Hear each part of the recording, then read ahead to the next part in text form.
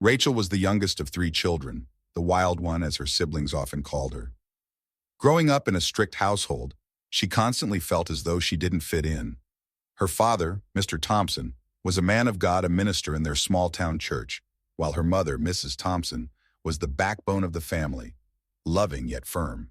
Her siblings, Emily and James, followed the rules, excelled in school, and seemed perfectly aligned with their parents' expectations.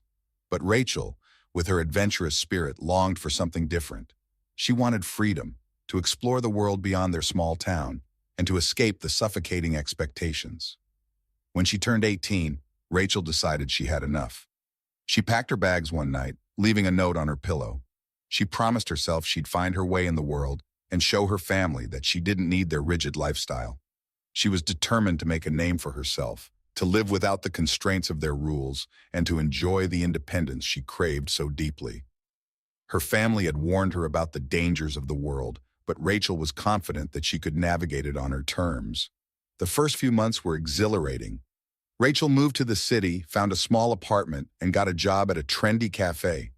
The hustle and bustle of urban life, new people, vibrant nightlife, it was everything she had ever dreamed of. She had friends and freedom, and for the first time she felt like she was truly living. But as time passed, the excitement began to fade. The friends who had seemed so close were often too busy. The city was far more expensive than she had anticipated, and the carefree lifestyle started taking its toll on her finances. Rent was due, bills piled up, and the job at the cafe barely covered her expenses. Rachel found herself cutting corners, borrowing money, and making choices she never thought she would. A year passed, and Rachel's life was spiraling out of control.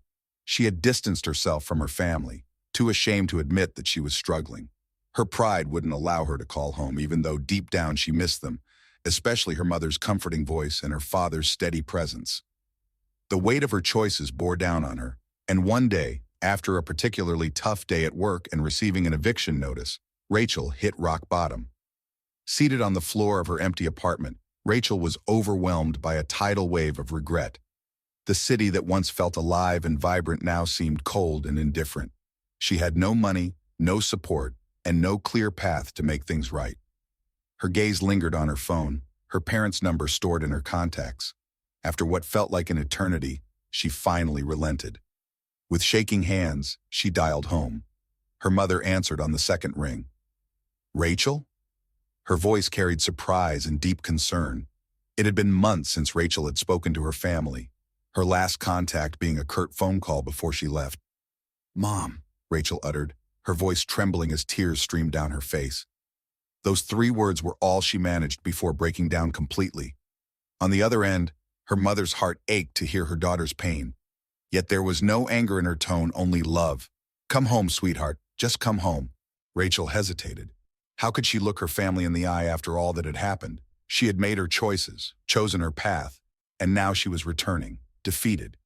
Yet her mother's words felt like a lifeline. Deep within, Rachel realized that returning home wasn't just about her family, it was about rediscovering herself. The journey back was grueling, not just in miles, but in emotional weight. As the bus wound its way through familiar roads toward the small town she had once wanted to escape, Rachel felt a mix of apprehension and longing. What would her father say? Would her siblings resent her? She didn't know what to expect, but she knew she couldn't keep running from her mistakes. When the bus finally pulled into the station, Rachel stepped off, gripping her battered bag. Her heart pounded as she walked the familiar streets leading to her family's house. Memories surfaced with every step. Sunday meals, family prayers, and laughter by the fire. Moments she had once taken for granted now felt precious.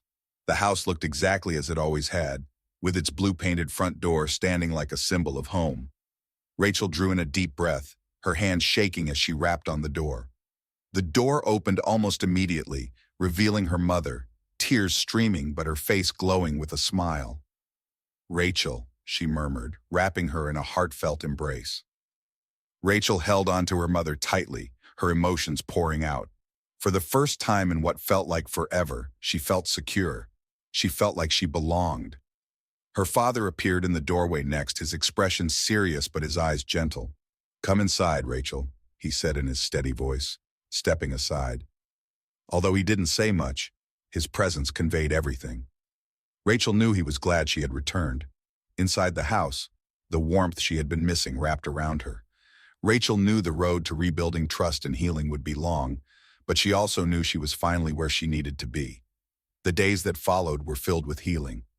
Her siblings were surprised to see her back, but they welcomed her with open arms. Slowly, Rachel began to open up about her experiences in the city, the highs and the lows, the mistakes she had made, and the lessons she had learned. Her family listened without judgment, offering support instead of criticism. It wasn't the lecture she had feared. It was love, unconditional and unwavering. But the real turning point came one Sunday at church. Rachel had avoided going with her family at first, still feeling the sting of her past rebellion. But her mother gently encouraged her to come, and Rachel agreed. As she sat in the pews, listening to the familiar hymns and the pastor's sermon, something inside her shifted. The pastor spoke about forgiveness, not just from others, but the importance of forgiving oneself. Rachel realized she had been holding on to so much guilt and shame. She had been running from her mistakes, but now, sitting in that small church, surrounded by her family, she understood that it was time to let go. It was time to forgive herself and move forward. That day, Rachel stood up at the end of the service and walked to the front of the church. With tears in her eyes, she shared her story with the congregation, the journey she had been on, the mistakes she had made, and the realization that true freedom didn't come from running away, but from accepting love and grace. The church was silent as she spoke, and when she finished, there wasn't a dry eye in the room. Her father, who rarely showed emotion, walked up to her and hugged her tightly. "We're proud of you, Rachel," he whispered. "Welcome home." Rachel's return wasn't just a physical homecoming, it was a spiritual one as well. She had spent so long searching for freedom, but in the end she found it where she least expected, within herself, surrounded by the love of her family. The journey hadn't been easy, but it had been necessary. Through it all, she had grown stronger, wiser, and more compassionate. In the months that followed, Rachel found a new purpose. She began volunteering at the church, helping others who were struggling just as she had. She reconnected with old friends and made peace with her past. Her family's love had given her the strength to rebuild her life, and for that, she was forever grateful. The prodigal daughter had returned not just to her family, but to herself. In doing so, she discovered that true freedom wasn't about escaping the past. It was about embracing it and finding the strength to move forward with grace and love. Rachel's journey teaches us that sometimes we have to go through difficult experiences to truly understand what matters most. It's easy to run away from problems, but true growth happens when we face them head-on. Forgiveness, both from others and ourselves, is a powerful force that can heal even the deepest wounds. And in the end, love, unconditional, unwavering love, is what brings us home.